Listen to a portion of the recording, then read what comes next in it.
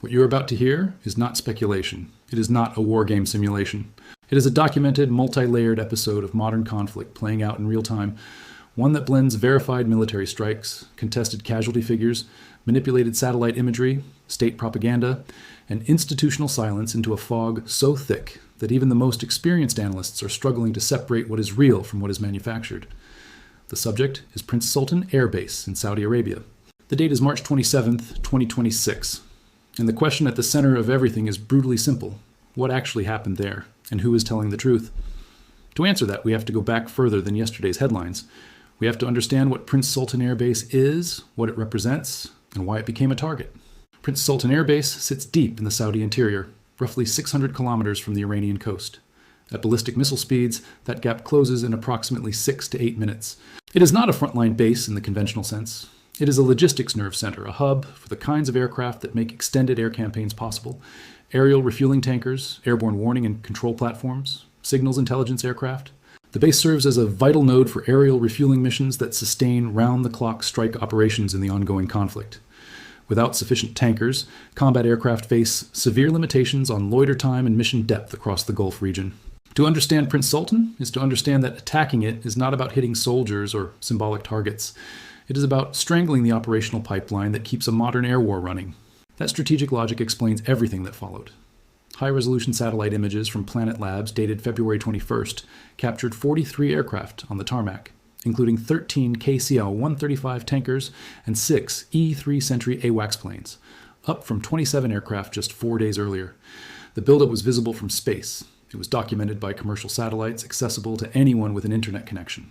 And crucially, it was visible to Iranian military planners who had every reason to treat that concentration of aircraft not as a display of strength, but as a cluster of high-value targets exposed in the open with no hardened shelters protecting them. The first major strike came on March 1st. Army Sergeant Benjamin N. Pennington, 26, died days after being wounded during that attack on the base. That loss was the first confirmed American death at Prince Sultan in the current conflict. It established something important. The base was not just a target in theory. Iranian missiles and drones were reaching it. Defenses were being tested, probed, and in some cases penetrated. Then came March 14th. 5 KC-135RT Stratotankers of the U.S. Air Force and Air National Guard were either damaged or destroyed in a ballistic missile strike by the IRGC Aerospace Force at Prince Sultan Air Base. The damage to these aircraft was reported by officials and confirmed through satellite imagery, but the full extent became immediately contested. U.S. President Donald Trump publicly disputed the severity, stating that 4 of the 5 had virtually no damage, while 1 had slightly more damage. The Pentagon offered no official statement to anchor the public record one way or another. That silence, as we will see, is not just an inconvenience. It is a breeding ground for the information war that runs alongside the kinetic one. And then came March 27th. 10 U.S. service members were wounded in an Iranian missile strike on Prince Sultan Air Base in Saudi Arabia. 2 of the 10 personnel, all of whom were reportedly inside an installation building at the time of the attack, are in serious condition. The strike reportedly damaged multiple U.S. refueling aircraft and involved Iranian drones as well. Within hours, the casualty figures themselves became a contested space. A report said that 12 soldiers were injured during the attack, 2 of them in critical condition, according to a U.S. official. The gap between 10 and 12 wounded may seem minor in ordinary circumstances. In a wartime information environment, even small numerical discrepancies become ammunition for competing narratives. Proof of cover-up for one side, proof of enemy exaggeration for the other. Multiple refueling aircraft and an E-3 Sentry AWACS command and control plane are among the aircraft damaged, according to preliminary information. A spokesperson for U.S. Central Command declined to comment. That last sentence deserves more attention than it typically receives. U.S. Central Command declining to comment is not a bureaucratic non-event.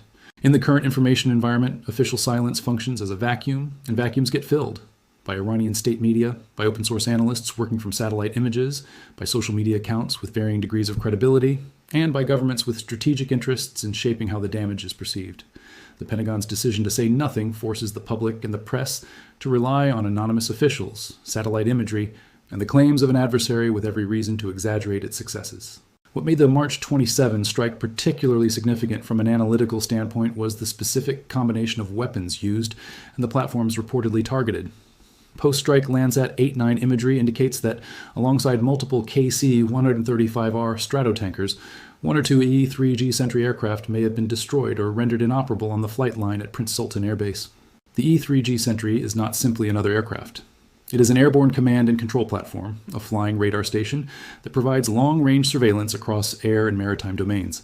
It is the kind of asset that, if destroyed or damaged, does not just reduce the number of aircraft available, it degrades the ability to manage the battle space itself. The strike pattern described in the available assessment suggests the KC-135R tankers, though badly damaged, may not have been the principal focus, with the E-3G parking area appearing more central to the attack geometry. If that interpretation is correct, the operation was not simply a punitive barrage, but a deliberate attempt to degrade the logistics footprint, force posture, and airborne command structure that underpin U.S. operations. This is a crucial distinction. If Iran was targeting command and control infrastructure rather than simply hitting what was available, it signals a level of operational sophistication and targeting intelligence that changes the strategic calculus significantly. And it also raises an uncomfortable question about base security, one that analysts have been asking since the first strike on March 1st. Defense analysts highlight the vulnerability of aircraft parked in the open rather than in hardened shelters. Chinese commercial satellite imagery from late February had already revealed the concentration of high-value targets at the base, raising questions about force protection measures amid heightened Iranian ballistic missile capabilities. This is not a technical critique buried in a specialist journal. This is a fundamental question about force protection decisions made before the first missile ever landed. Why were dozens of irreplaceable tankers and airborne warning platforms clustered in the open at a base that was already under repeated attack? The Cold War doctrine of dispersal and hardened aircraft shelters was developed precisely for this scenario, the vulnerability of high-value assets to precision missile attack. The question is whether the Pentagon underestimated the lessons of the Ukrainian war, and, in particular, operations that destroyed a significant portion of Russia's strategic aviation. Obviously, hardened shelters are not suitable for large aircraft like tankers, transport aircraft, or strategic bombers, which for this reason need to be based beyond the reach of Iranian missiles. That framing is honest and important. You cannot put a KC-135 tanker in a concrete bunker, but you can disperse them across multiple bases. You can rotate them more aggressively. You can position them at greater distances from known threat envelopes. Whether those decisions were made, and why they may not have been, is a question the public deserves an answer to, and one that institutional silence makes impossible to assess. Now we need to turn to the information war, because the kinetic war and the information war are not two separate conflicts. They are the same conflict fought on different surfaces. When the strikes happened, imagery began circulating online almost immediately. Some of it was real, some of it was not. And in the chaos of a breaking military situation, distinguishing between the two is extraordinarily difficult, which is exactly what adversarial information operations are designed to exploit. A satellite image posted by an Iranian news outlet looked real, a devastated U.S. base in Qatar, but it was an AI-generated fake, underscoring the accelerating threat of tech-enabled disinformation during wartime. The rise of generative AI has turbocharged the ability of state actors and propagandists to fabricate convincing satellite imagery during major conflicts. The specific case from early March involved an Iranian state-aligned outlet posting what it claimed were before and after satellite images showing destroyed U.S. radar equipment. It was an AI-manipulated version of a Google Earth image from the previous year of a U.S. base in Bahrain. The subtle visual giveaways included a row of cars parked in identical positions in both the authentic satellite photo and the manipulated image. Most people scrolling through social media do not have the training, the time, or the reference materials to catch details like that. The image circulated widely before it was debunked. By the time the correction made its rounds, the original fake had already done its work, shaping perceptions, fueling debates, and reinforcing narratives that served Tehran's strategic communication goals. This matters enormously when evaluating what Iran claimed about the March 27 strike. Iran released Chinese satellite photos of what they say are burning aircraft at the base, claiming one of the tankers was destroyed and 3 others damaged. That claim is neither automatically true nor automatically false. The satellite imagery from verified commercial providers like Planet Labs and European sensors like Sentinel-2 does show heat signatures and damage consistent with a serious strike. The European satellite Sentinel-2, using shortwave infrared imagery, showed a heat signature at the same location on March 27th, possibly caused by flames and hot gases and smoke towering from the area. But the exact extent of that damage, whether one tanker was destroyed, several were destroyed, or some were heavily damaged but repairable, remains genuinely unclear because the highest resolution imagery available publicly does not resolve that question. And the US government has said nothing officially. Manipulated satellite imagery, like other forms of misinformation, can have real-world impacts when people act on the information they come across without verifying its authenticity. This can have effects that range from influencing public opinion on a major issue, like whether or not a country should engage in conflict, to impacting financial markets. That observation cuts in multiple directions. Iranian disinformation that exaggerates American losses is designed to demoralize domestic audiences in the United States, to signal Iranian capability to regional powers sitting on the fence, and to provide a psychological victory when military options are constrained. But American underreporting of losses, or simply declining to comment, creates its own distortions. It fuels conspiracy theories, it hands adversaries an open field to define the narrative, and it erodes public trust precisely when institutional credibility is most needed. The interplay between these two tendencies, Iranian overclaiming and American institutional silence, is not accidental on either side. It is a feature, not a bug, of how modern information warfare is conducted in parallel to kinetic operations. Both sides understand that the perception of capability is almost as important as capability itself. Iran wants the Gulf states to believe that no base hosting American forces is safe. The United States wants Iran and its partners to believe that despite these strikes, operations continue unimpeded. Both of those narratives contain partial truths. Both are also strategic performances. Despite the attack, the base remained active, with multiple tankers tracking online during aerial refueling missions launched from the base. Air operations continued. That is a significant data point. It means that even after a strike that damaged or destroyed multiple aircraft, the operational capacity of Prince Sultan was not eliminated. The base was still functioning, missions were still flying. Whatever Iran destroyed or damaged, it did not shut the base down. But that does not mean the strike was without consequence. This latest incident added to a growing tally of losses for the U.S. aerial refueling fleet. The U.S. Air Force maintains approximately 396 active KC-135 aircraft worldwide. In percentage terms, the losses so far represent a small fraction of that total. In operational terms, the losses are concentrated in the theater where they are most needed, and replacing aircraft damaged in a combat zone is not a matter of simply flying in replacements. It requires maintenance capacity, spare parts, qualified crews, and time. Each damaged tanker that is taken offline reduces the sortie capacity of every aircraft that depends on it for aerial refueling to reach its targets. When tankers and airborne command aircraft are parked together at a repeatedly targeted installation, the base becomes more than a staging site. It turns into a concentrated repository of operational enablers whose loss can ripple across multiple mission sets. And this brings us to what is perhaps the most underreported dimension of this entire episode, the cumulative cost. A single strike at a single base on a single day is a tactical event. A pattern of strikes across a month, each degrading the logistics infrastructure that sustains air operations, is a strategic development. Over 300 service members have been wounded so far in Operation Epic Fury, according to U.S. officials. 13 service members have been killed. Those are not numbers from a contained skirmish. Those are the numbers of a sustained campaign against American military personnel and assets across the region. The human dimension of this story is also where some of the starkest misinformation operates, because casualty figures are among the most politically sensitive data points in any conflict. Governments underreport them to sustain public support. Adversaries inflate them to fracture it.